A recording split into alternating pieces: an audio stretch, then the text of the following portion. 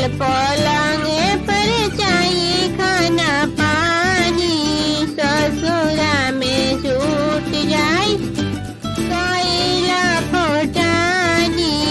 अभी उसे सुधार लाना अपन रहनिया।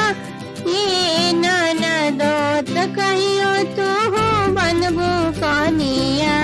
ए ननदो झूठो साँचो बोली के ला